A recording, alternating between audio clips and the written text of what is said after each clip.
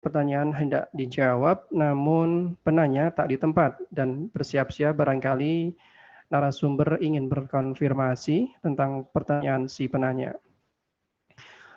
Untuk pertanyaan wajib dengan data yang detail sesuai fakta yang ada, jangan sampai menimbulkan fitnah atau jawaban yang diberikan oleh Ustadz.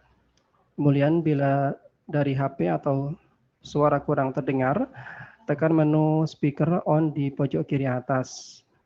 Insya Allah untuk di akhir sesi kajian ada kuis yang akan disampaikan oleh Al Ustadz. Dan bagi yang beruntung bisa menjawab dengan baik, insya Allah akan mendapatkan hadiah yang disediakan oleh panitia. Yakni dari Tegal Mengaji oleh Dizas. Jawaban bisa disampaikan melalui chat admin Zoom dengan nama Farhan. Dan silakan untuk mencantumkan nomor WA yang aktif agar dapat diterima dengan baik hadiahnya. Insya Allah kajian diselenggarakan secara langsung di YouTube Tegal Mengaji, Facebook Tegal Mengaji, dan disiarkan pula di Radio GSM 98.8 FM Jati Barang Brebes.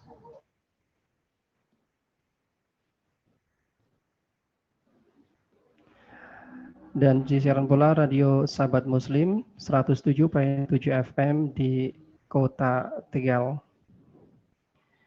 Baik para pendengar rahimani wa rahimakumullah dan para jamaah yang sudah hadir, kami harapkan untuk jamaah yang akhwat untuk menonaktifkan gambar baik berupa video maupun foto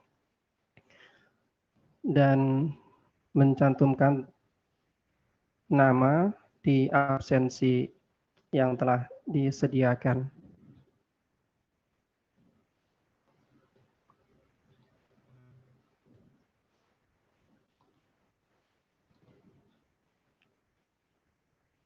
Baik, sembari menunggu Al Ustadz terkoneksi dengan kajian di kesempatan sore ini.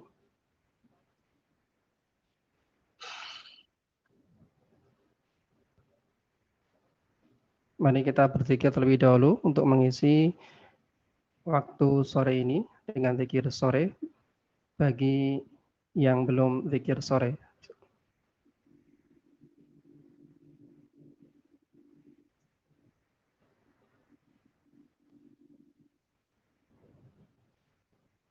Assalamualaikum. Waalaikumsalam warahmatullahi wabarakatuh. Sehat Ustaz? Alhamdulillah. Allah barakallahu fiik, jazakallah khairan atas kehadiran antum di kesempatan sore kali ini. Semoga Allah Ta'ala memberikan kesehatan bagi antum dan keluarga Ustaz. Allahumma amin. Nah, baiklah para pendengar Radio GSM, para jamaah yang hadir di kesempatan sore kali ini, insya Allah kita akan simak langsung kajian bersama Al Ustadz Dr. Erwandi Tarmizi, MA Hafidahullahu Ta'ala pada pembahasan berkenaan dengan saham. Dan kepada Al Ustadz kami persilahkan. Silakan Ustadz.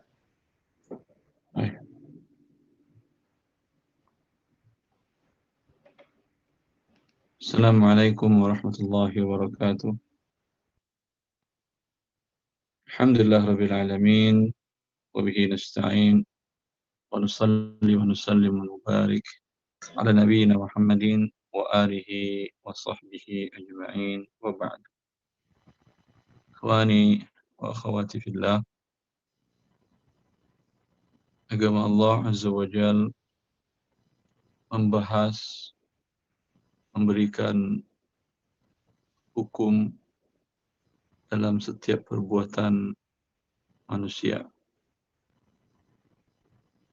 Dalam kesehariannya mencari harta pun dibahas dengan rinci dalam agama Allah Azza wa Jalla. Dan sekarang insyaallah kita akan membahas mengenai saham. Saham adalah bagian kepemilikan dari suatu aset, baik berbentuk aset itu berbentuk barang, jasa, atau gabungan dari barang dan jasa. Yang ini tentu tidak terlepas dari membahas tentang syirkah kerjasama. Ya. Di dalam pandangan fikih, syirkah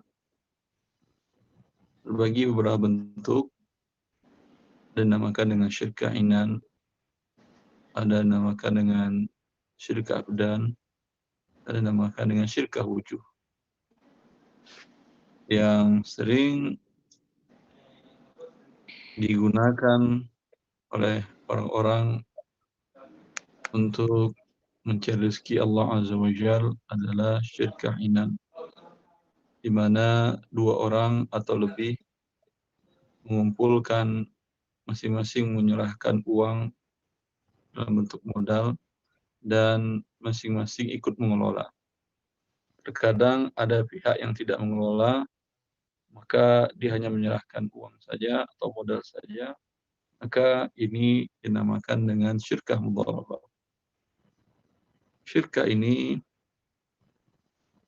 sebelum Rasulullah SAW diangkat menjadi Nabi oleh Allah Azza wa Jal, sudah dilakukan oleh manusia. Bahkan Allah mengisahkan tentang Nabi Daud, tentang pertanyaan dua orang permasalahan syirkah. Wa inna kathiran minal khulata'i la yabghi ba'duhum ala ba'd illa alladhina amanu wa 'amilus salihati wa qalilum ma hum. Sesungguhnya banyak orang yang bekerja sama, yang bersyirkah, satu dengan lainnya saling menzalimi. Berarti usaha bekerja sama sudah ada. Islam tinggal menyempurnakan dengan meletakkan aturan-aturan yang dengan itu hilang kezaliman dari kerjasama tadi.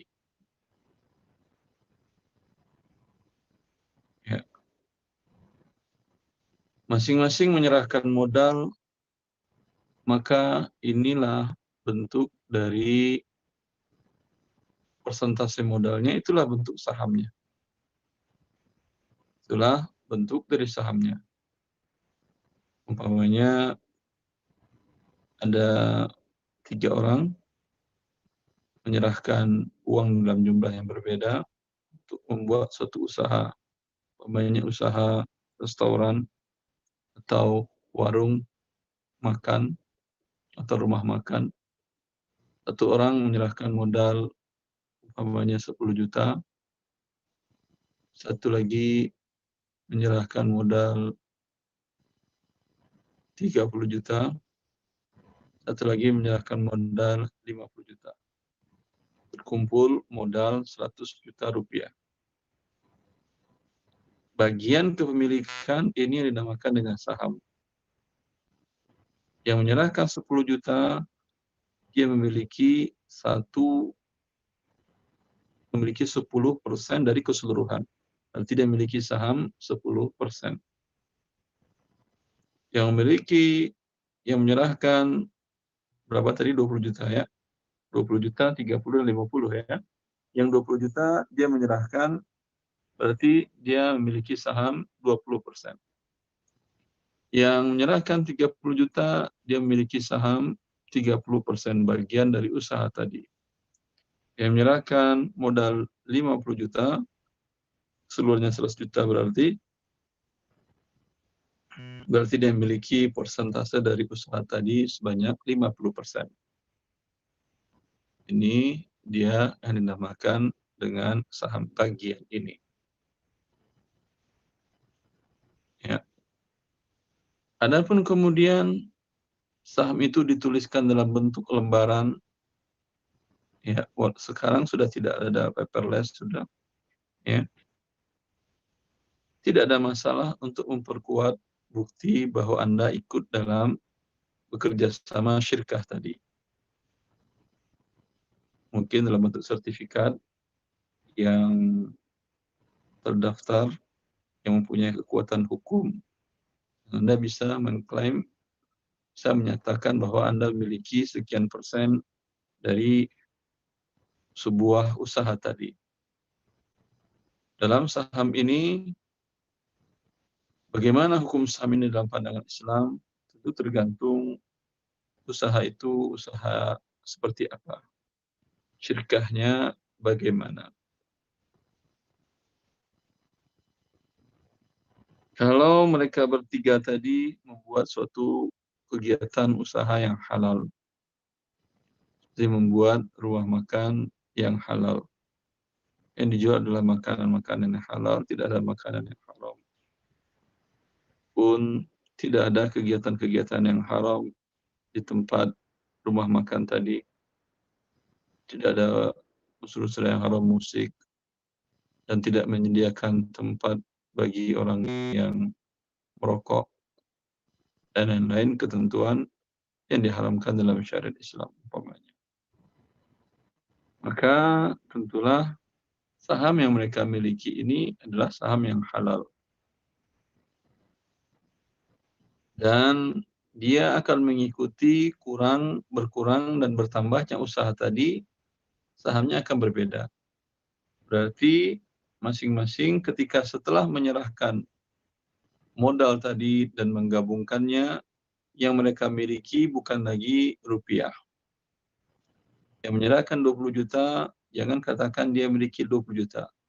Tapi dia memiliki 20% dari usaha tadi keseluruhannya. Dalam setiap bagian dari usaha tadi.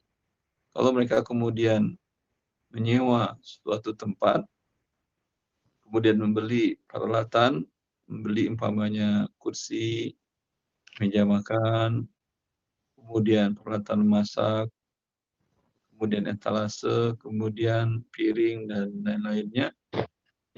Masing-masing mereka memiliki dari seluruh aset yang ada sesuai dengan sahamnya. Pada piring, dia miliki 20%, bagi yang punya 20 juta tadi, dan seterusnya. Dan setelah mereka mengelola 1 tahun, dari dana 100 juta tadi, setelah mereka potong biaya operasional, menggaji karyawannya, membayar tempat sewa dan lain-lainnya, semua kewajiban yang harus dikeluarkan. Setelah dikeluarkan, alhamdulillah dihitung ulang baik asetnya yang tersisa ataupun uang kasnya, ya, dan ditambah dengan piutang kalau ada yang makan di warung itu dengan cara berhutang, ya, dengan cara umpamanya, "Pak, boleh saya umpamanya kuli harian di kontraktor si fulan. Saya gajian bulanan, Pak. Biasanya sebagian besar saya kirim untuk anak istri saya di kampung. Hingga di tangan saya kadang belum habis bulan, belum terima gaji bulan yang baru lagi, uang gajian habis. Bisa nggak saya makan ngutang?" "Oh boleh Pak, nggak apa-apa. Alhamdulillah kami kenal Bapak baik, silahkan makan ngutang." Ini piutang ini juga dihitung kalau diperkirakan lancar. Piutang itu dijumlah semuanya, kalau ada hutang, mungkin hutang beli bahan baku seperti beli beras dengan cara bayar di belakang, membeli sayur mayur, membeli eh, minyak goreng dan lain-lain dengan cara bayar di belakang. Ini yang hasil tadi dipotong dahulu. Sisanya dikeluarkan modal 100 juta. Masih ada sisa lagi, itulah laba yang dibagi sesuai dengan kesepakatan. Alhamdulillah umpamanya dihitung semuanya dari modal awal 100 juta tadi, setelah 1 tahun berjalan dihitung, alhamdulillah sekarang muncul angka 500 juta rupiah. Jangan katakan modal kalian 20 juta, 30 juta, 50 juta, tidak. Modal kalian 20%, 30%, 50%. Sekarang dirupiahkan naik. Modal 20 juta tahun yang lalu, sekarang 20% dari 500 juta berarti sudah menjadi 100 juta. modal yang berapa tadi?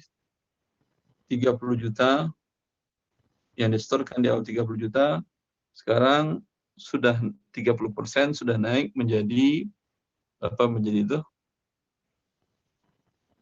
100 juta, 150 juta. Yang 50 juta sudah naik menjadi 250 juta. Ya, itu yang dinamakan dengan saham. Kalau mereka ingin mengambil dividennya, alhamdulillah silahkan boleh. Ya, atau mereka ingin menambahkan modal juga boleh. Yang penting dalam pembagian itu harus sesuai dengan porsi modal. Keuntungan boleh dengan kesepakatan. Kalau tadi porsinya berbanding lurus, keuntungan dengan modal saham, karena semuanya pun ikut mengelola, ya, alhamdulillah. Tapi kalau umpamanya porsi ada sebagian tidak mengelola, ya, hanya 2 yang mengelola, sehingga porsi bagi hasilnya tidak mengelola lebih sedikit. Modal dia umpamanya 30%, karena dia tidak mengelola, keuntungan tidak bisa 30%, umpamanya dapat cuma 10%. Ya, dia itu tidak ada masalah. Tetapi kerugian haruslah sebesar porsi modal. Itu tetap 30%. Ketika umpamanya salah seorang dari 3 orang ini ingin butuh mencairkan uangnya, ingin butuh mencairkan sahamnya, ya. Kalau dia tarik sahamnya, diuangkan, tentu usaha yang lain tidak akan bisa berjalan. Umpamanya 30%, dia mengatakan, saya mau ambil 30% dari aset saya semuanya di sini, ya, karena saya umpamanya mau pindah ke kota lain. Atau saya umpamanya ikut anak ke kota lain karena anak sekolah kuliah di kota lain umpamanya. Tentu usaha akan menjadi bubar, ya. Maka ini boleh dilakukan jual beli sahamnya ini. Tadi ketika dia setorkan di awal adalah 30 juta.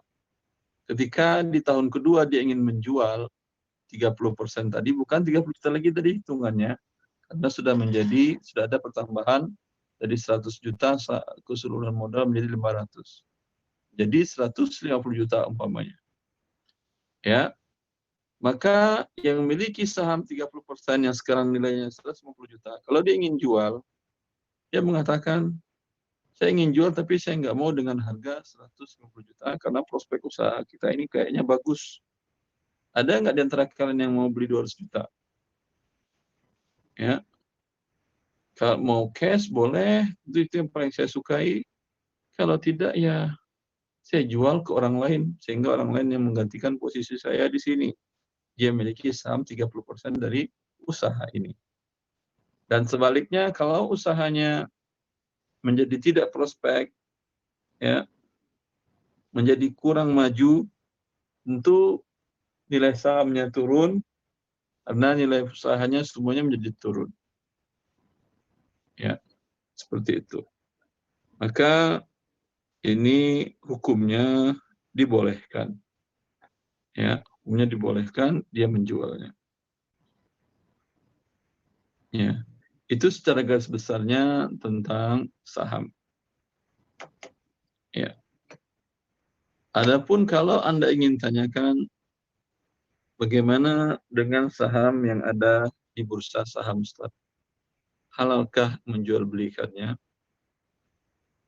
membelinya dan menjualnya, baik dengan tujuan dipegang sahamnya itu sampai perusahaan itu besar, dan yang diambil hanya dividennya saja untuk membantu masukan biaya kehidupannya. Ya, kita katakan boleh, hukum asal syirkah itu adalah boleh.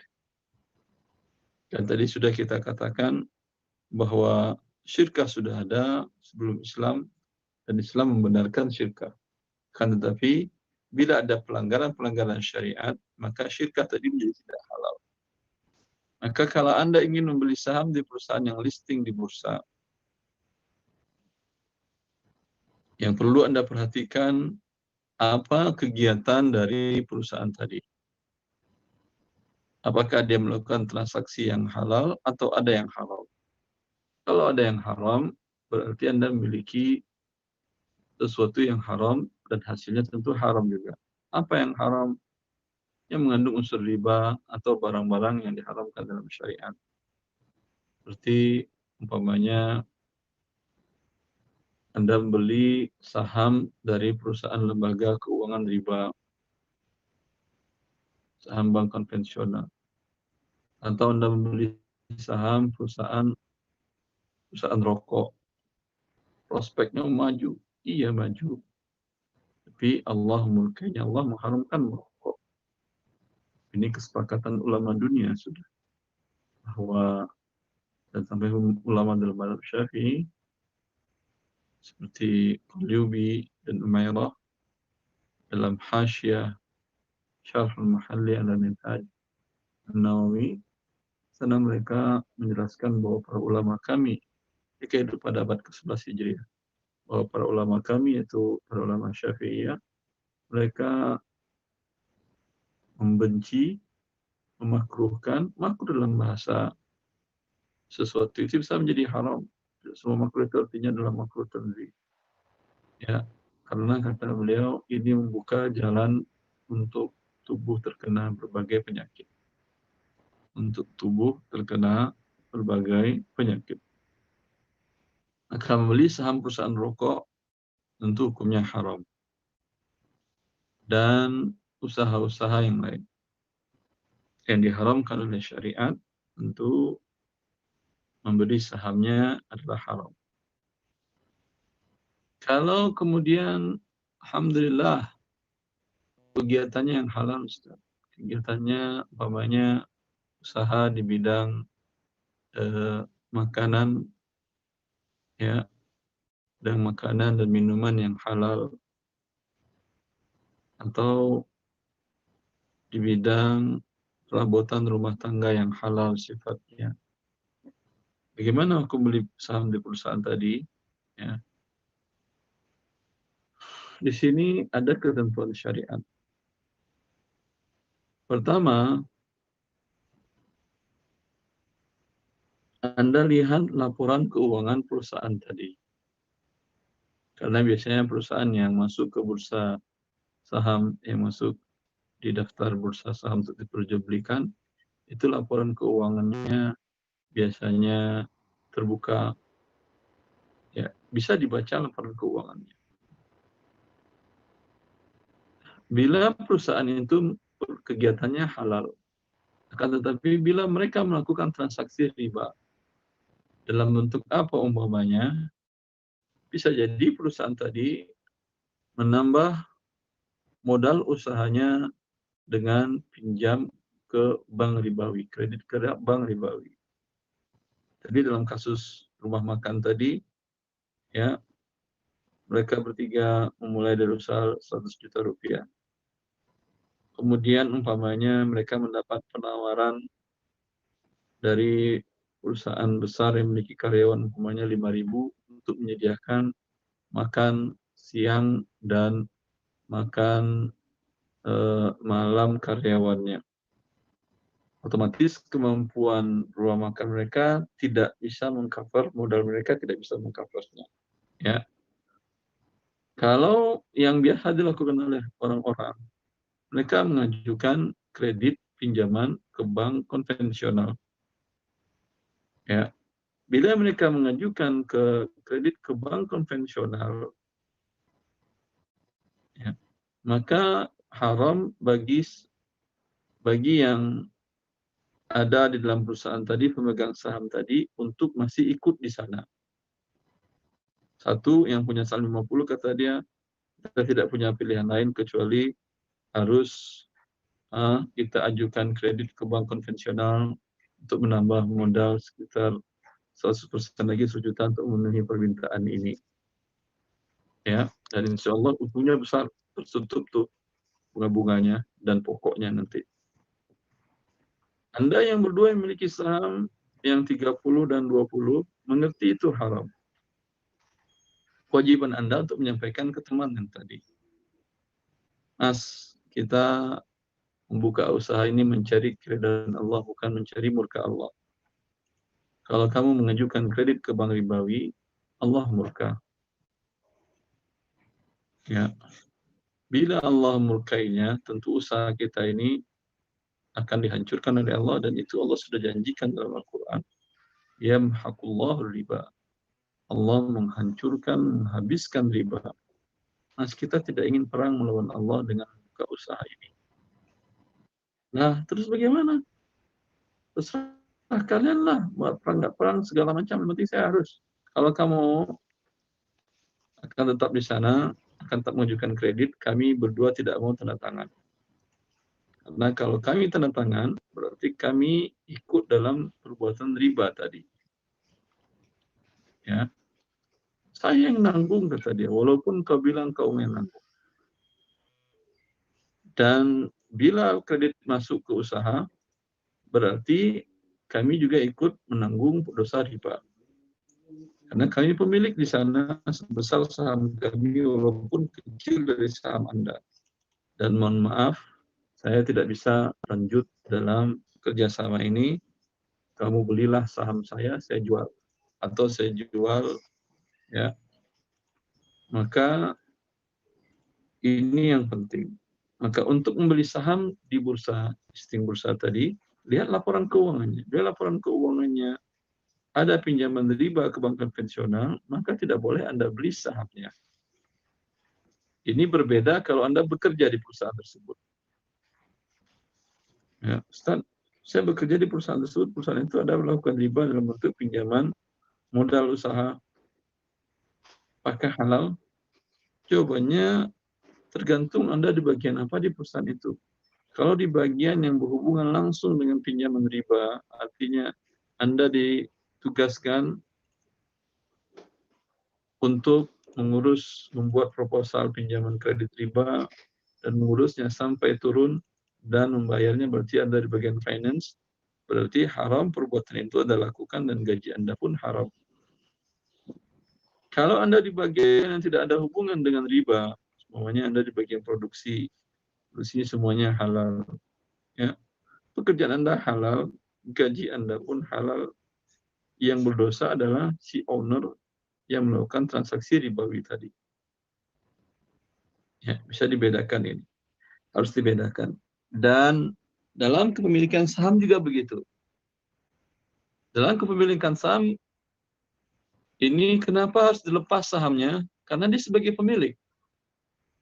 Kalau umpamanya perusahaan yang listing di bursa, ya, maka dia tidak boleh membelinya. Karena kalau dia beli, berarti sebesar saham yang dia miliki di perusahaan tadi, dia ikut andil dalam melakukan transaksi riba. Walaupun dikatakan itu yang riba kan adalah bagian eksekutifnya, atau manajernya, atau direksinya, dewan direksinya, kami tidak. Ya, tapi kan Anda yang owner, pemilik. Pemilik itu mewakilkan kepada direksi untuk melakukan kegiatan menjalankan usaha tadi. Maka seluruh dilakukannya itu si pemilik terkena pahala dan dosanya. Kalau mereka melakukan transaksi riba, maka si owner terkena dosa ribanya. Ya. Atau perusahaan tadi menempatkan dana di cara deposito riba. Dengan demikian, Anda masuk bunga deposito dalam keuangannya. Ini juga membuat haram Anda untuk membeli saham perusahaan tersebut. Ya. Maka ini tidak bisa dikatakan ini perusahaan, kan usahanya halal. Usahanya di bidang kuliner, Ustaz. Kuliner yang halal. Kuliner usahanya iya halal, tapi mereka melakukan transaksi riba. Bila Anda memiliki sahamnya, berarti Anda otomatis terkena dosa riba sebagai pemilik. Ya. Maka hukum jual beli saham kalau dalam perusahaan yang kita katakan tadi jual beli bukan di bursa saham, maka tidak masalah. Bila perusahaannya bergerak bidang yang halal dan cek keuangannya tidak ada pinjaman kredit ribawinya. Satu. Kalau ingin membeli saham di bursa, juga itu harus Anda perhatikan. Ya, itu harus Anda perhatikan. Bolehkah memperdagangkan saham tadi? Boleh jika perusahaan itu bergerak di bidang hal yang halal dan dia bukan bergerak di bidang keuangan, Kalau Anda umpamanya beli saham dari suatu KPR syariah, BPR syariah, ya, Bank Perkreditan Rakyat yang sifatnya syar'i. Anda membeli sahamnya atau membeli saham bank syariah umpamanya. Anggap ada bank yang sifatnya 100% murni syariah, pure syariah, tidak ada yang abal-abal, tidak ada yang akal-akalan syariahnya, murni. Bolehkah Anda membeli sahamnya? Boleh. Tapi yang perlu diingat, karena ini adalah sebagian besarnya mewakili uangnya mungkin di atas 50%, asetnya adalah uang, maka jual belinya bila dengan mata uang yang sama, bila lembaga tadi hanya jual beli, hanya bergerak dalam uangnya, asetnya hanya rupiah. Maka bila ditukar dengan rupiah harus sama dan tunai. Tidak boleh dicicil dan tidak boleh lebih mahal dan tidak boleh lebih murah. Berbeda tadi kalau dia berbentuk barang dan jasa, boleh lebih mahal dan boleh lebih murah dan boleh dengan dicicil. Kenapa? Karena ini berarti tukar uang dengan uang yang harus memenuhi kaedah transaksi agar tidak terjadi riba fadal atau riba baik. Wallahu ta'ala alam. Ini saja yang saya jelaskan tentang saham ini. Silahkan Anda menanyakan hal-hal yang kurang jelas atau yang menjadi muskil, problem bagi Anda untuk dalam masalah kerjasama ini. Silahkan. Ya, baik. Terima kasih Ustaz. Jazakallahu khairan atas semua dan nasihatnya. Dan para pendengar dan para jamaah yang hadir di kajian Zoom ini, baik yang menyimak di Tegal Mengaji maupun di Radio GSM Brebes. Di kesempatan berikutnya kami akan buka sesi tanya jawab. Untuk para pendengar Radio GSM bisa menyampaikan di 0853 8549 5988 0853 8549 5988. Baiklah. Untuk pertanyaan pertama kami bacakan dari Ibu ataupun Mbak Farida. Mohon bisa disimak Mbak Farida. Pertanyaan Anda kami akan bacakan. Ustadz, teman SMA saya dulu menawarkan menanamkan modal ke usaha printingnya dengan akad bagi hasil. Saya menanam sebesar 25 juta rupiah. Namun anehnya setiap bulan saya mendapatkan 250.000 selama saya masih menanam di usahanya. Saya khawatir ini mirip bunga bank. Halalkah uang ini karena akad bagi hasil tapi kok dapat fixed rate seperti bunga? Demikian Ustaz. Ya. Anda menanam modal 25 juta, begitu? Iya. Ya. Kalau Anda ingin ubah akadnya adalah permodalan, saham, syirkah, maka tentu Anda katakan kepada teman Anda tadi, ketika uang saya ini saya sertakan dalam usaha Anda. Saya tidak ikut mengelola, nggak ngerti saya printing ini, ya. Saya hanya ada uang berkumpul daripada saya taruh di bank, lebih baik saya ikutkan dalam investasikan dalam usaha Anda dapat pertambahan yang halal, saya pun dapat pertambahan yang halal. Cuman caranya adalah sekarang ketika uang itu namanya sudah berlalu beberapa waktu yang lalu. Itu saya setorkan 25 juta. Di waktu itu kalau usaha Anda dijual, berapa Anda jual. Kalau dia katakan sekitar 75 juta lah dengan aset segala macamnya, 75 juta. Kalau 75 juta ditambah dengan 25, berarti Anda ketika menyerahkan itu Anda memiliki 25% dari perusahaan tadi. Tentu tidak ada bagi hasil kecuali setelah berlalu 1 tahun dan ada keuntungan. Karena kalau per bulan dan fix, itu bukan bagi hasil namanya. Ya. Bisa jadi Anda rugi, bisa jadi Anda untung terus. Ternyata bagi hasilnya sebetulnya lebih dari 250.000, Anda berarti rugi. Ya, Anda katakan kepada dia, sekarang jalankan usaha oleh kamu, nanti di akhir tahun itu buat laporan keuangannya biar saya baca berapa profit, berapa laba bersihnya.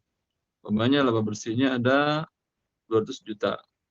Yang berarti 200 juta ini kita bagi, saya dapat di sana umpamanya 20%, karena walaupun saham saya 25, karena saya nggak mengelola.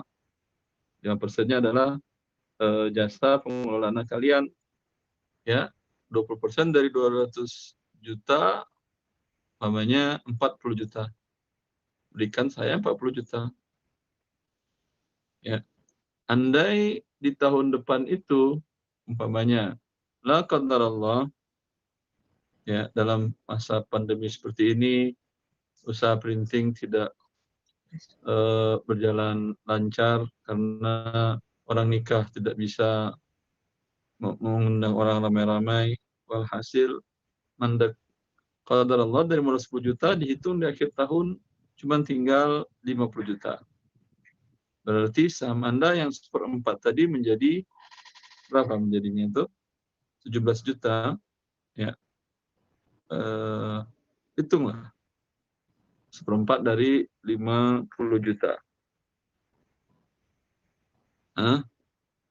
Maka berarti tidak ada keuntungan yang dibagi, yang hanya ada kerugian uang Anda berkurang. Kalau Anda ingin cabut dana Anda di sini, berarti bukan 50 juta lagi, tapi 1/4 dari 50 juta.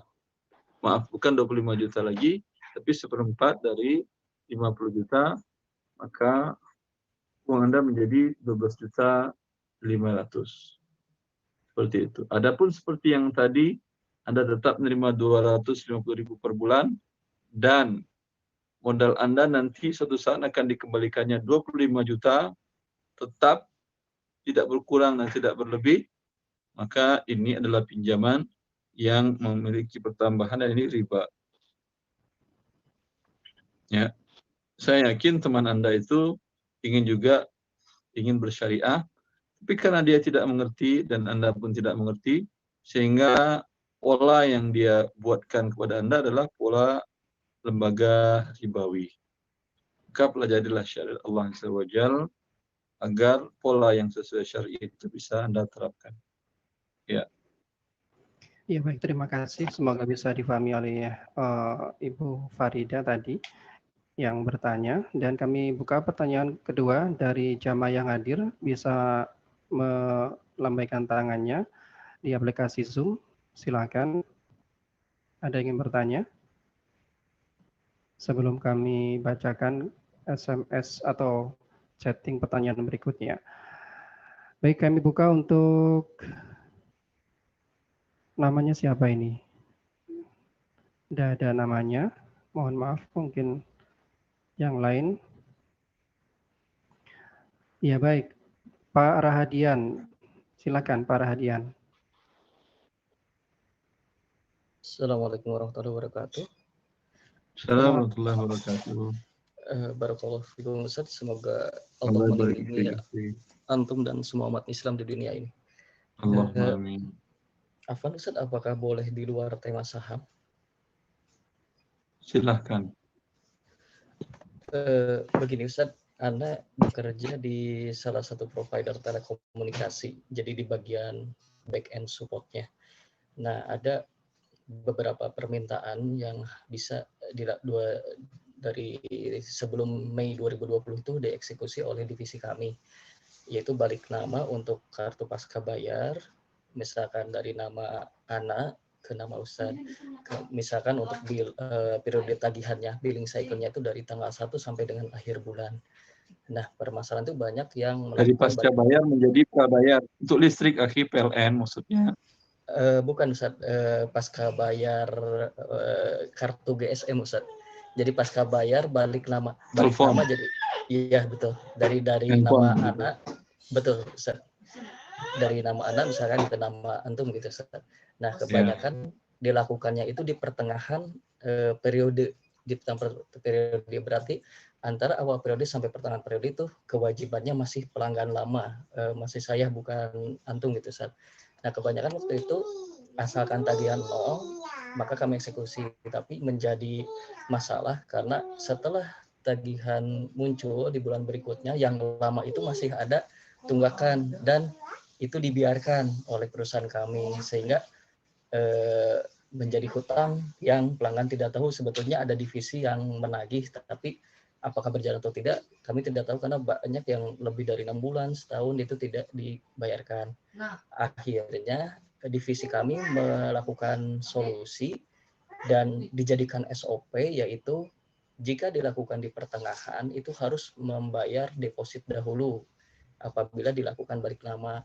Nah, yang jadi permasalahan berikutnya yaitu sering ada kelebihan bayar akhirnya, dan kelebihan bayar itu kami tidak bisa mengkonfirmasi ke pelanggan bahwa ini harus dibalikin gitu, dan sehingga menjadi milik provider kami, dan pelanggan pun kalau tidak meminta kelebihan bayarnya itu dibiarkan saja sama provider. Nah, ini bagaimana hukumnya gitu, dan apakah ini berdosa ke divisi ANAS karena sudah dijadikan SOP, dan untuk merubahnya kami pun saat ini tidak bisa karena sudah berubah ketentuannya sejak bulan Mei, eksekusinya sudah tidak di kami lagi gitu. Begitu Ustaz.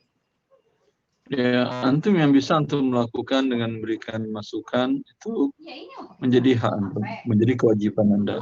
Mereka mau tidak lakukan ya urusan mereka, dengan Allah Azza wa Jalla mengambil hak orang tanpa ada imbalan. Allah mengatakan, ya ayyuhalladzina amanu ta'kulu amwalakum bainakum bil batil.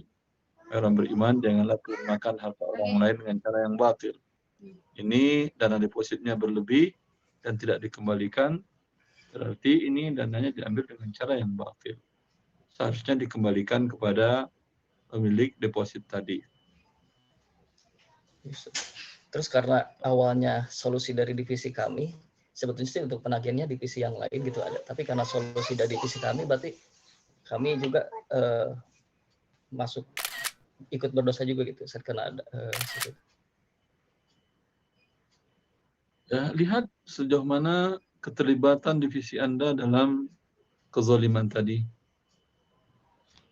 Oh iya. Baik, sebesar itu tentu terkena. Ya, Allah baik. Ya, baik, kami sampaikan terima kasih Pak kepada Pak Hadian atas pertanyaannya, dan kami harapkan penilaian Anda disesuai dengan tema di kesempatan sore kali ini. Di kesempatan berikutnya kami buka untuk yang bertanya via chatting, Ustaz. Dari siapa ini? Namanya Tak. Ustadz, apakah sama haramnya kalau beli saham perusahaan yang pro-Zionis dan LGBT dan sebagainya? Demikian, Ustadz.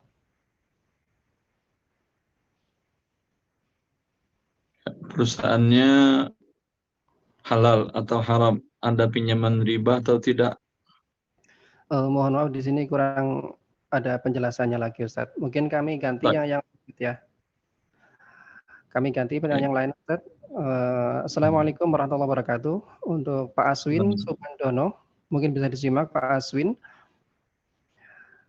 Apakah boleh, Ustadz, kalau sahamnya kita berikan jadi ada orang yang mendapat keuntungan saham tanpa menanamkan modal karena melanjutkan orang sebelumnya? Demikian, jazakallah khairan. Apa maksudnya ini? Dia tidak setor modal tapi dapat keuntungan. Maksudnya bagaimana, seperti apa? Ini kami baca ulang, Ustadz. Apakah boleh kalau sahamnya kita berikan Jadi ada orang yang mendapat keuntungan saham tanpa menanamkan modal karena melanjutkan orang sebelumnya. Melanjutkan orang sebelumnya apa? Mungkin menanamkan modal orang sebelumnya, melanjutkan saham orang yang lain. Wallahu a'lam.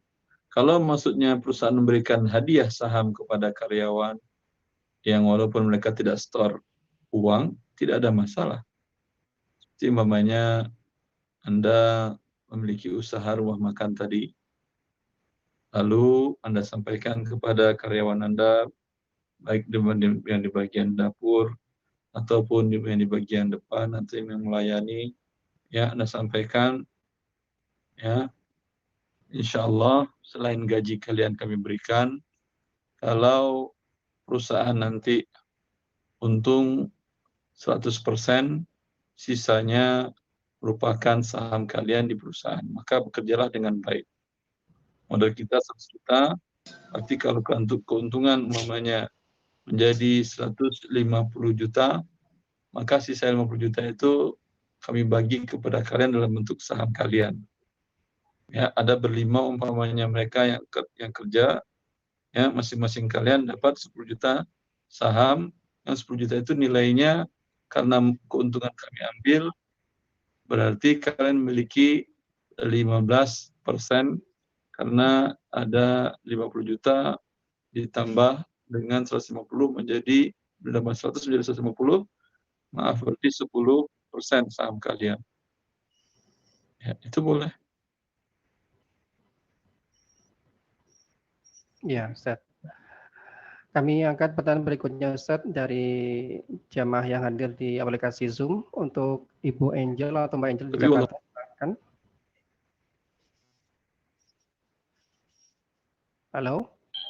Halo, Assalamualaikum warahmatullahi wabarakatuh. Assalamualaikum warahmatullahi wabarakatuh. Ya, kebetulan saya sebelum belajar agama membeli saham dan memiliki saham di BPR. Baik, saya mau Bank di BPR, mana, BPR, Bank Perkreditan Rakyat. Ya. Terus? Baik saya, mama saya, adik saya, kami punya saham yang ya adalah gitu. Setelah saya belajar agama, sepengetahuan hemat saya bahwa hal itu tidak halal ya, riba. Tapi uang yang setiap tahun kami dapat dividen, cuman udah beberapa tahun ini dividennya tidak saya ambil karena saya masih ragu hukumnya bagaimana. Itu dividennya masih gantung di sana. Yang kedua, modal saya yang sudah saya tanam di sana, modal keluarga kami yang udah ditanam di sana, bagaimana kalau kami tarik, kami biarkan saja, uangnya tidak sedikit. Tapi kalau kami jual ke orang lain, berarti kami sama saja menjual riba atau menjual hal yang tidak baik juga kepada orang lain. Mohon pendapatnya Ustadz. Terima kasih. Assalamualaikum warahmatullahi wabarakatuh. Sebentar, jangan diputus Ibu ya. Ya, baik. Ibu, itu Ibu saham keluarga Ibu dan itu saham minoritas atau mayoritas di sana? Kalau kami punya beberapa saham, salah satu saham kami mayoritas. Ya udah, kalau saham mayoritas, Anda robah itu BPR menjadi syariah. Dari belasan BPR hanya satu yang kami mayoritas, selebihnya minoritas.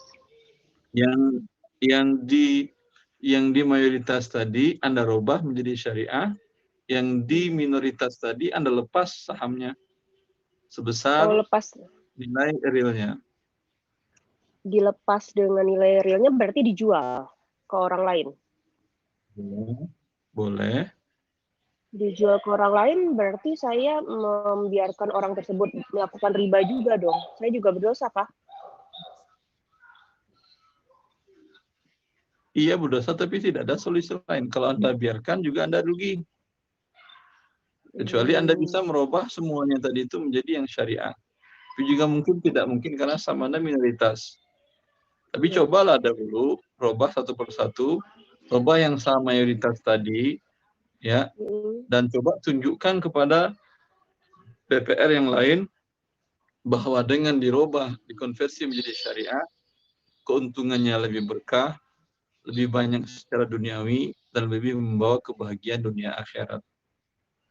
Dan sifatnya terbantu orang-orang yang klien nasabah-nasabah yang bertransaksi dengan bank syariah Anda tadi, baik mereka sebagai investor yang menabung atau deposan, atau saibul mal, ataupun mereka yang membutuhkan dana untuk pengembangan usaha mereka, Anda lakukan dengan cara yang syar'i, dengan cara mudharabah atau musyarakah. Kalau untuk yang mayoritas diusahakan untuk berubah ke syariah. Berarti yang minoritas, beberapa BPR yang minoritas beberapa saham di beberapa BPR itu yang kami minoritas dijual saja gitu. Dijual saja, kemudian berapa terjual, ambil uang Anda dahulu, kelebihannya berikan kepada fakir miskin. Baik Ustaz. Ya. Sedangkan dividen yang kami terima disumbangkan juga. Anggap memotong modal saham Anda di bank ribawi, yang di bank BPR yang non syariah tadi. Umpamanya dulu disetorkan 1 miliar, 1 miliar, 1 miliar, 1 miliar. Sudah diterima semuanya, umpamanya 100 juta. Ya. Sekarang Anda jual saham tadi mungkin naik harganya 2 miliar. Dijual 2 miliar, yang 1 miliarnya tadi berikan kepada fakir miskin, ya, yang 1 miliar lagi kan sudah dapat 100 juta. Yang 100 jutanya ini pun berikan kepada fakir miskin. Jadi yang bisa saya ambil kembali untuk pribadi saya sebanyak modal di awal saja. Iya. Ya. Dividen maupun naiknya modal saya itu saya sumbangkan gitu ya, Ustaz ya. Iya, dilepaskan dengan cara memberikannya kepada fakir miskin dan kemaslahatan umum. Mungkin untuk sekolah-sekolah Islam, bisa untuk meringankan biaya operasional mereka. Oke, ya, paham Ustaz. Terima kasih Ustaz. Allah barik fiik. Semoga dimudahkan Allah untuk melakukan pertobatan kepadanya. Waalaikumsalam warahmatullahi wabarakatuh. Baik, terima kasih Bu Angel atas partisipasinya dan terima kasih pada Ustaz atas jawabannya. Kemudian kami buka untuk pertanyaan dari chatting Ustadz. Kami sampaikan dari Pak Saifullah, mohon disimak Pak Saifullah, kami bacakan pertanyaan Anda. Apakah saham yang dijual di bursa saham tak digolongkan gharar karena fisik yang tak nampak Ustadz? Demikian, jazakallah khairan. Fisik yang tidak nampak, wallahu a'lam. Saya kira semua saham yang masuk listing bursa itu usahanya ada. Mereka tidak bisa masuk kalau perusahaannya fiktif. Ya. Cuman yang menjadi masalah, apakah usahanya halal atau haram, atau ada pinjaman riba atau tidak. Bagi Anda mungkin gharar, tapi kalau Anda lihat laporan keuangannya ada. Kalau Anda lihat aset realnya Anda cari pun akan Anda temukan. Ya. Maka ini sebetulnya tidak gharar karena ada, bukan fiktif. Ya, baik. Mungkin bisa difahami untuk Pak Saifullah. Kemudian kami angkat pertanyaan dari jamaah yang hadir yang telah melambaikan tangannya di kesempatan kali ini untuk Pak Muhammad. Silakan Pak Muhammad. Halo.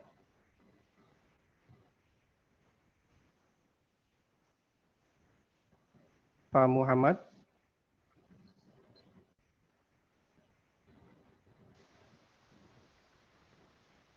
Halo.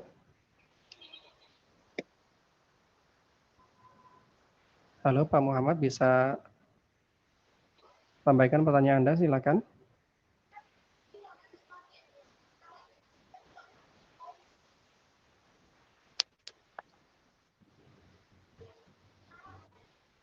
Masih standby Pak Muhammad? Halo? Baik, halo Pak Muhammad? Nah, kami alihkan untuk jamaah yang lain. Untuk Pak Arif Margono, silakan Pak Arif Margono.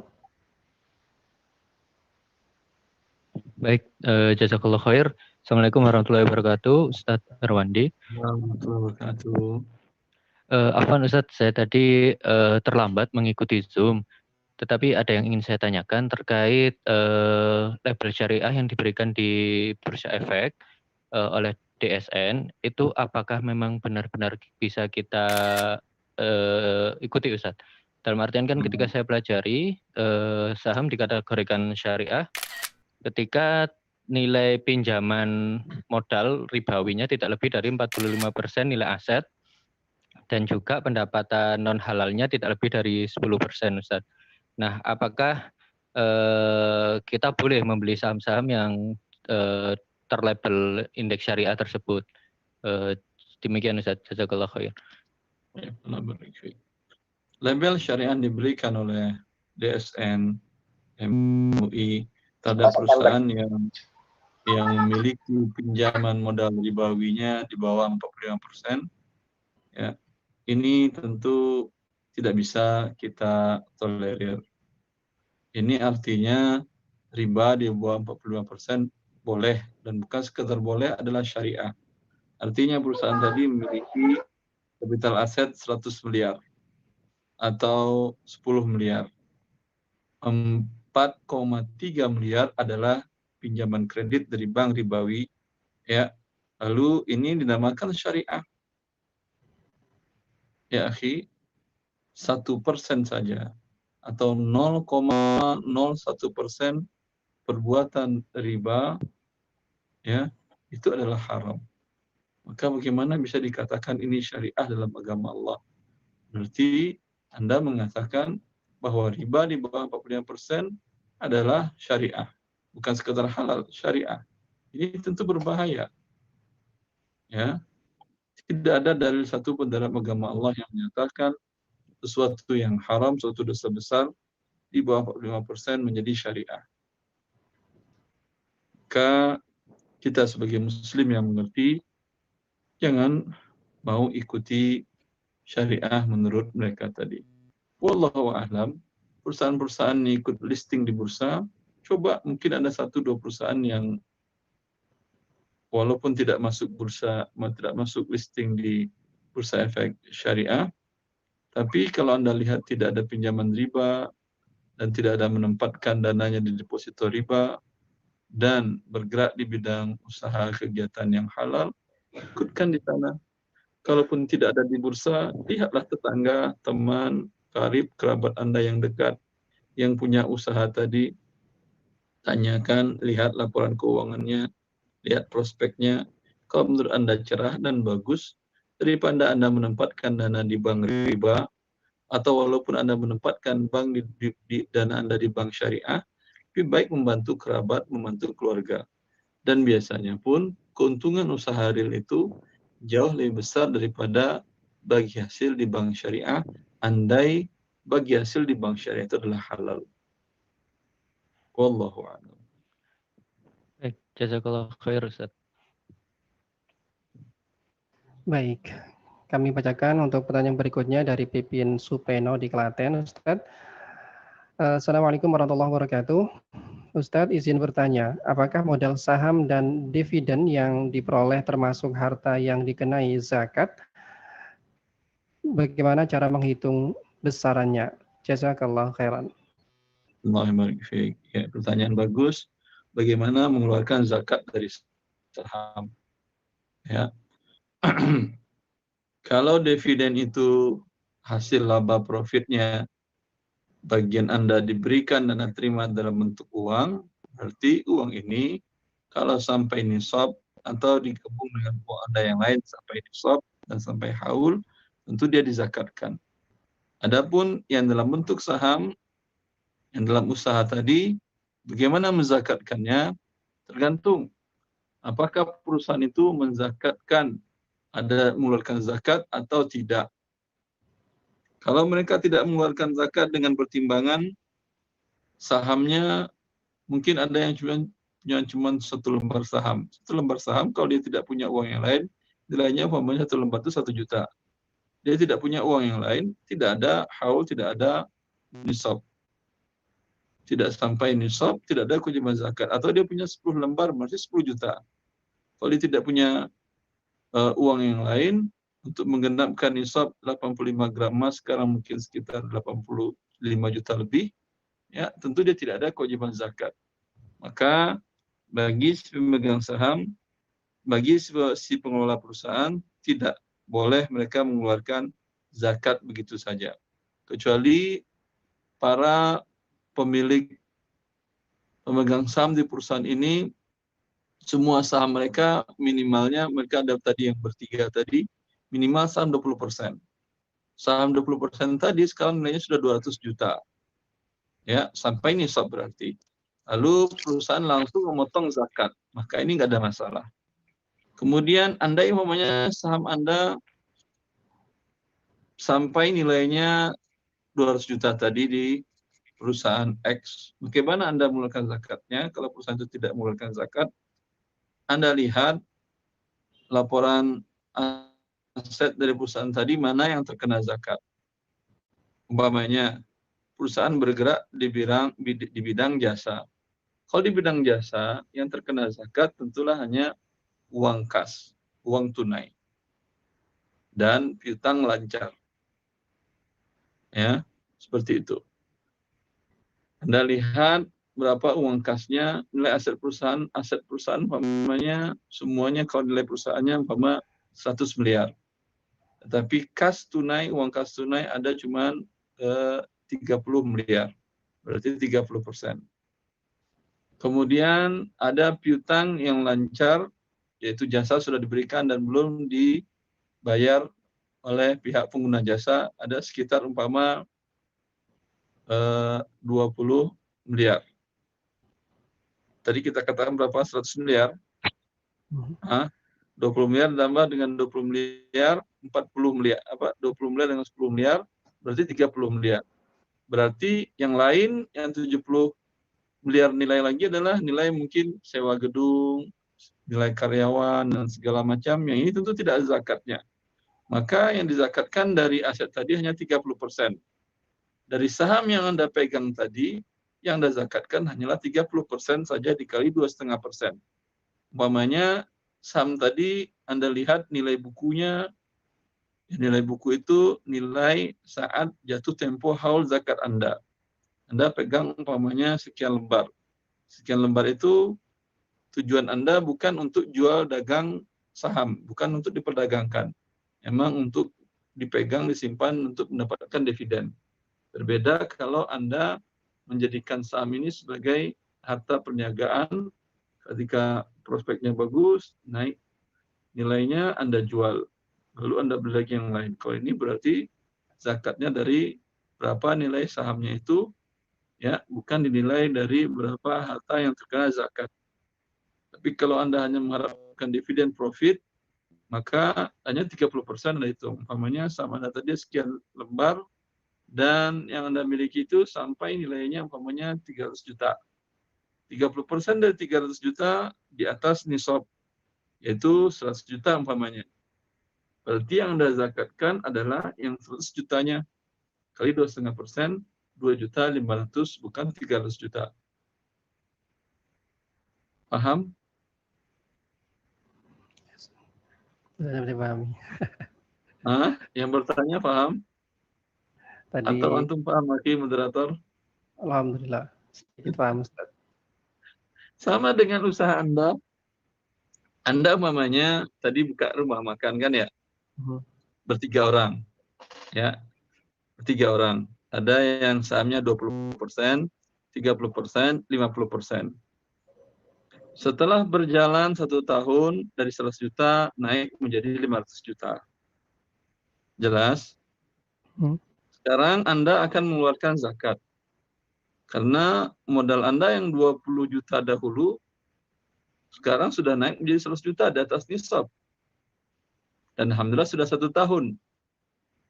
Jelas? Anda apakah zakat dari 100 juta? Tentu tidak. Anda lihat dalam usaha Anda, usaha rumah makan tadi, ya, mana yang terkena zakat? Apakah seluruhnya? Tentu tidak. Aset yang tidak bergerak tentu tidak terkena zakat. Dalam usaha rumah makan tadi, alhamdulillah gedung sudah milik sendiri. Sudah bisa dibeli dan ditebus karena yang menyewakan kemarin mau jual dan sudah dibeli oleh rumah makan tadi. Ini tidak ada zakatnya. Peralatan yang tidak dijual, ada mobil umpamanya mobil operasional. Ini tidak dijual. Yang dizakatkan adalah hanya uang kas, uang tunai, dengan aset yang bergerak diperjualbelikan. Ada stok beras umpamanya 500 kilo di gudang. Ini kan mau dijual, ini dinilai berapa harganya dikali 2,5% dan dihitung semua yang terkena zakat. Ada umpamanya minyak goreng di stok umpamanya 200 liter. Ini juga dihitung terkena zakat karena ini mau didagangkan.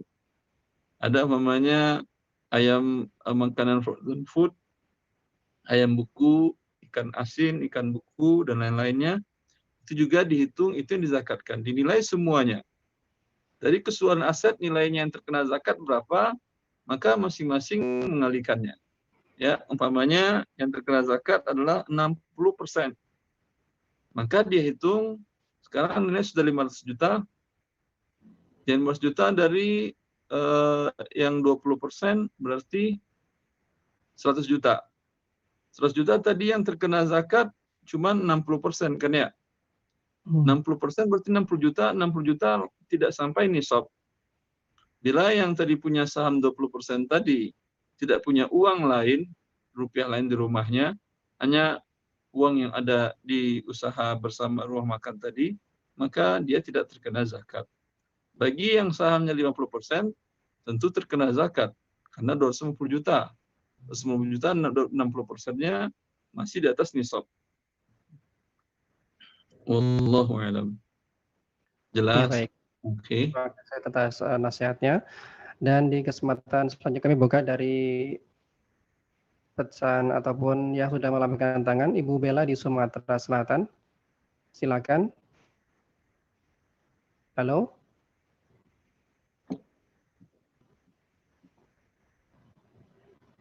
Halo.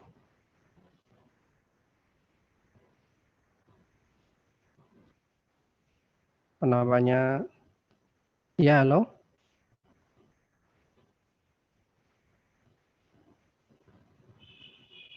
Silakan Ibu Bella di Sumatera Selatan.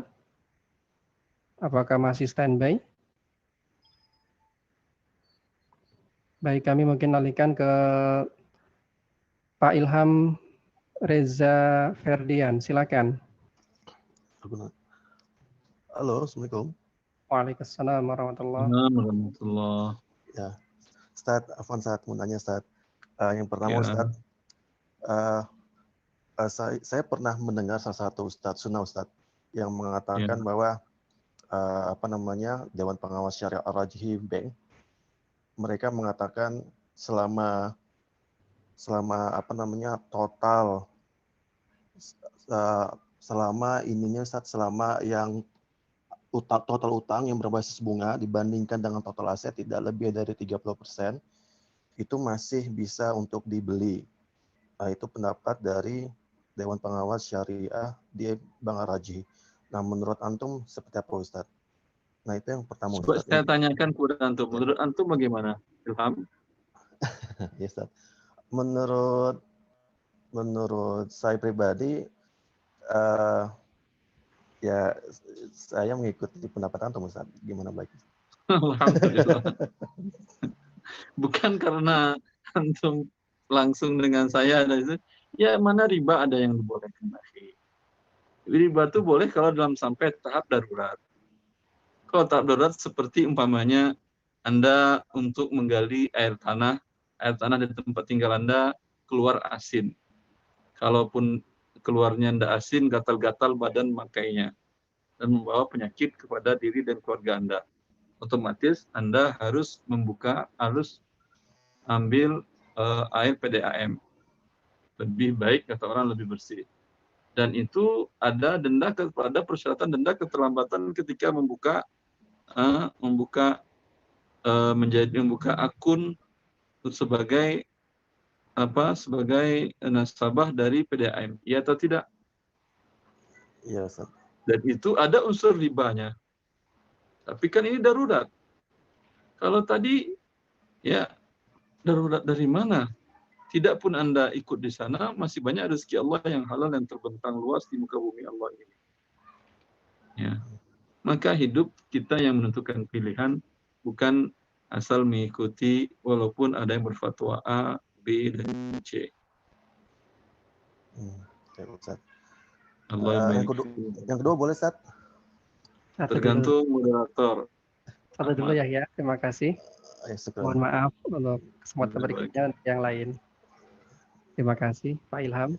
Ya, jazakallahu khairan. Khairan. Baik, di kesempatan berikutnya Ustadz, dari Ibu Nur Rahma di Bekasi. Ibu Nur Rahma bisa disimak pertanyaan Anda ini kami bacakan. Bismillah, izin bertanya Ustadz, bagaimana jika kita membeli saham di sebuah perusahaan besar yang ada di Indonesia, namun kita tak tahu proses sistem pengelolaan keuangannya di sana, apakah memakai sistem riba atau tidak? Bolehkah semacam ini mengandung gharar atau tidak, Ustadz? Demikian. Allah barik fiik. Kalau Ibu beli di bursa, semua perusahaan yang masuk bursa itu laporan keuangannya itu terbuka untuk publik, untuk Anda pelajari. Maka kalau Anda tidak mengerti juga laporan keuangan, tanyakan kepada orang yang tahu, ya, yang mengerti punya background akuntansi. Ini ada pinjaman ribanya nggak perusahaannya? Ya, wallahu a'lam. Baik, terima kasih atas nasihatnya. Kemudian kesempatan berikutnya kami buka untuk Pak Budi di Jakarta. Silakan Pak Budi. Halo. Halo, Assalamualaikum Ustaz. Assalamualaikum warahmatullahi wabarakatuh. Ustaz, anak mau nanya, ini anak naruh uang di kawan, kan kawan ada usaha dan alhamdulillah setahu anak halal semua usahanya. Kemudian setiap bulan kawan anak ini memberikan laporan keuangannya dan kita mendapatkan bagi hasilnya itu Ustaz, tapi jadinya setiap bulan sesuai dengan persentase modal kita. Jadi dapat untungnya setiap bulan, kemudian ketika kita mau menarik uang kita itu kita bisa notif sebulan sebelumnya, nanti sebulan setelahnya itu kita akan dapat uang modal kita itu sebesar sama dengan yang dulu kita pernah kasih ke kawan anak itu. Gimana hukumnya Ustaz? Ya. Itu yang jelas kalau ketika rugi berarti uang Anda akan berkurang atau tetap, Pak Budi? Kalau itu kan tadi kalau dalam laporan keuangannya surplus, ada laba. Kalau dalam laporan keuangannya ada rugi, uang Anda tetap atau berkurang? Belum pernah rugi sih, Ustaz. Harus Enggak, ditanya. dalam kesepakatannya bagaimana? Dalam kesepakatannya nggak akan dapat apa-apa pada bulan itu sih, Ustaz. Iya, tidak dapat apa-apa bulan itu, tapi status uang Anda kalau Anda ingin tarik itu tetap atau berkurang? Tetap sih, Ustaz. Kalau tetap, berarti itu namanya pinjaman. Kalau pinjaman ada pertambahan, maka itu namanya riba. Maka tinggal sampaikan kepada teman Anda, saya tidak mau tetap. Ya, karena saya berdosa dan Anda pun berdosa. Saya sebagai pemakan riba, kamu pemberi makan riba, dua-duanya kita dikutuk oleh Allah.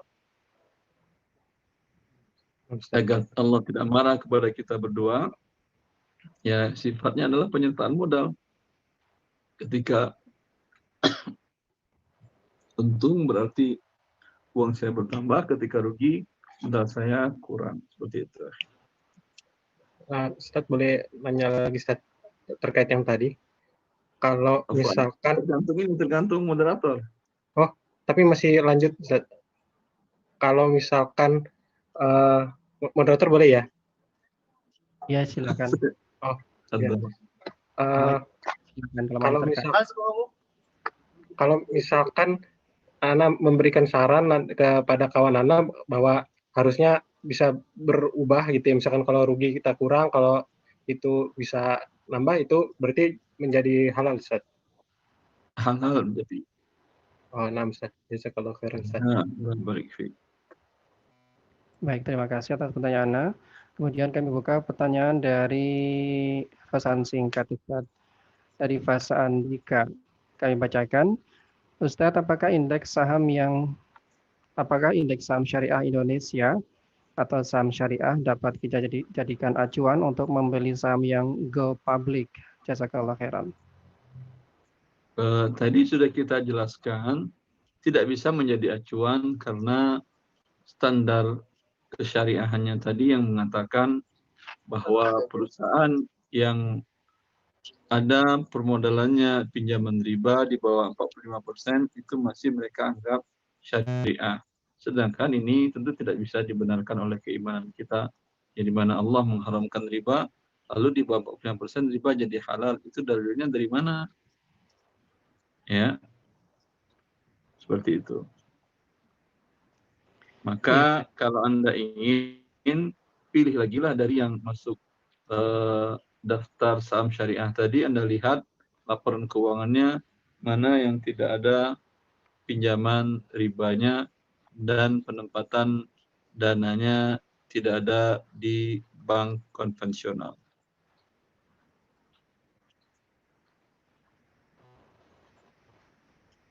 Ya, baik. Terima kasih atas nasihatnya. Kemudian kami buka di kesempatan berikutnya dari jamaah yang hadir di aplikasi Zoom. Kami beri kesempatan untuk Pak Heri Suprapto. Silakan. Pak Heri Suprapto. Baik. Jazakumullah khairan Pak Ahmad Soleh. Assalamualaikum Ustaz. Assalamualaikum warahmatullahi wabarakatuh. Ustaz, terima kasih atas waktunya. Jazakumullah khair.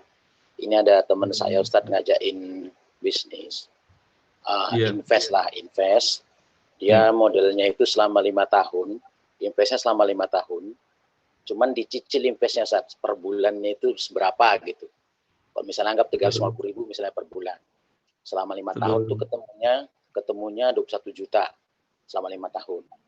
Kemudian selama 5 tahun itu nanti uang itu menjadi 24 juta Ustaz. Jadi ngembang 3 juta kan gitu Ustaz. Yang jadi masalah adalah ini saya udah paham bahwa ini nggak boleh kan gitu. Karena saya tanyakan keuntungannya seperti apa. Kalau rugi gimana? Kalau rugi pun dapat untung juga nanti kita. Jelas ini kan nggak boleh Ustaz. Makanya dia berdalih tentang fatwa MUI. MUI itu membolehkan begini. Akhirnya saya pun ya MUI itu nggak bisa jadi kamu tinggal di Indonesia ikut siapa? Kalau nggak ikut MUI. Nah, jadi akhirnya saya kewalahan menjawabnya seperti apa. Sedangkan kita bermanhaj salaf kan selalu ikut pemerintah. Istilahnya taat dengan pemerintah sesuatu yang baik kan gitu Ustaz. Kalau ada yang mudarat kita tinggalkan. Nah, ini cuma saya menjelaskan kepada teman ini Ustaz, yang seperti itu keadaannya Ustaz. Jazakumullah khairan. Ya, katakan kepada dia, saya tinggal di Indonesia, ini bumi milik Allah, saya ikut aturan Allah, bukan ikut aturan MUI. Ya, dan tidak juga ikut aturan Indonesia kalau itu melanggar aturan Allah. Saya kan numpangnya ke Allah, bukan ke Anda. Anda kan juga numpang di bumi ini. Ini begitu cara berpikirnya seperti tadi. Tapi ya, taat kepada manusia, kepada pemimpin, itu dibolehkan bukan dalam rangka maksiat Allah Azza wa Jalla. Kalau dalam maksiat kepada Allah tentu tidak boleh. Siapapun dia. Cukup. Gini Ustaz, kan sebagai standar, kata beliau ini, sebagai standar pemerintah kita itu kan MUI. Artinya halal, haram itu MUI itu jadi patokan. Gitu. Jadi taat pada MUI saja gitu Ustaz. Jadi saya kehabisan akal untuk menjelaskannya gitu Ustaz. Betul. Kalau Anda katakan standar halal Indonesia itu MUI, ya salah lah. Standar halal mau dimanapun adalah Quran dan Sunnah. Ya, kalau Anda tidak memahami Quran dan Sunnah, tanyakan kepada orang yang memahami Quran dan Sunnah. Ya, seperti itu.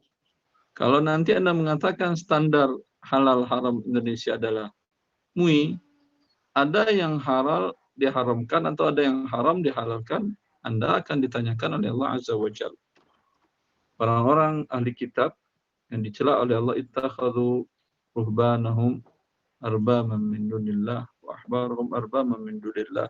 Di mana orang ahli kitab itu mereka menjadikan para pemuka agama mereka, tokoh agama mereka, para pendeta mereka sebagai Tuhan.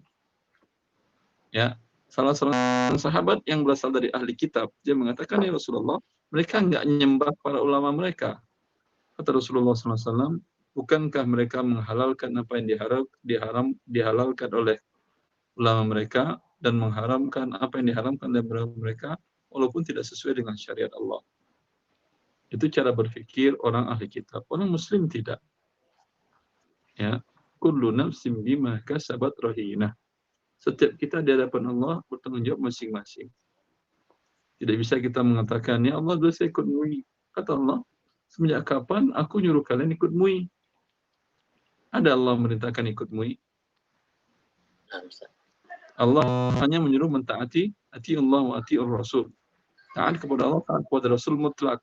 Wa ulil amri minkum. Dan para pemimpin kalian. Para pemimpin taat kepada mereka tidak mutlak. Kalau dalam firman Allah, ati Allah, taat kepada Allah mutlak. Wa ati Rasul, taat kepada Rasul mutlak. Tapi ulil amri tidak Allah bilang wa ati ulil amri. Tidak, wa ulil amri. Ulil amri itu diatafkan mengikut kepada Allah dan Rasulnya. Bila ulil amri tadi mengeluarkan sesuatu kebijakan tidak taat kepada Allah dan Rasulnya, bila tetap kalian ikuti dia, kalian bertanggungjawabkan di hadapan Allah Azza wa Jalla. La ta'ata li makhluqin fi ma'siyatil khaliq. Tidak ada taat kepada makhluk bila dalam rangka mendurhakai Allah pencipta langit dan bumi.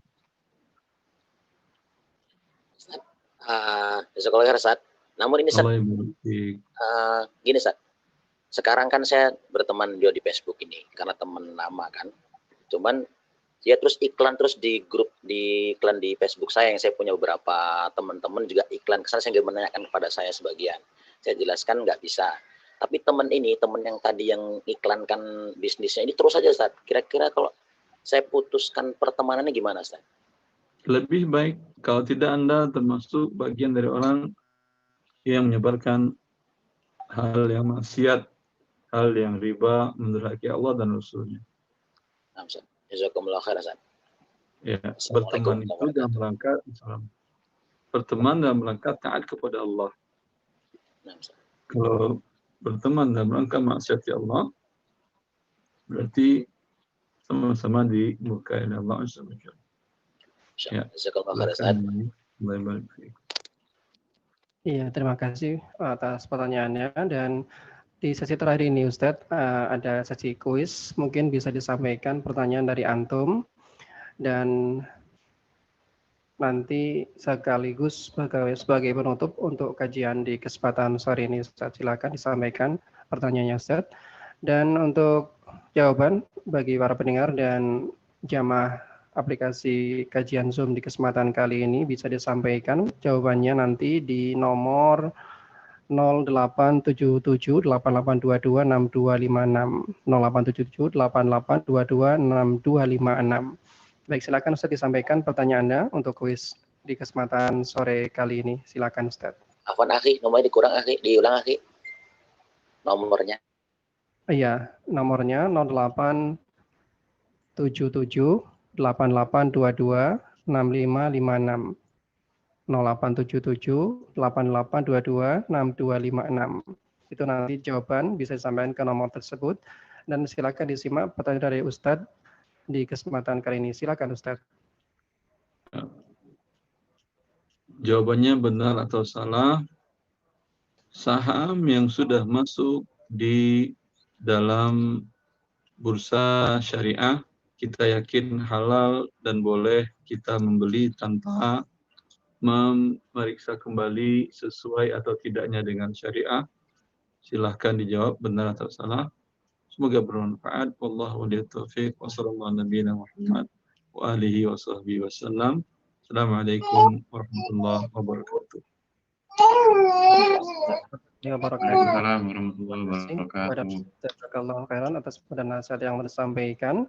Semoga bisa bermanfaat untuk kita semuanya, bagi para jamaah aplikasi Zoom ataupun para pendengar radio GSM dimanapun Anda berada.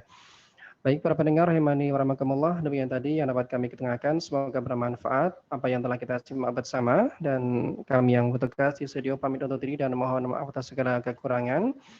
Subhanakallahumma wa bihamdika asyhadu an la ilaha illa anta astaghfiruka wa atubu ilaik. Jazakumullahu khairan. Assalamualaikum warahmatullahi wabarakatuh. Salam. Waalaikumsalam. Waalaikumsalam warahmatullahi wabarakatuh.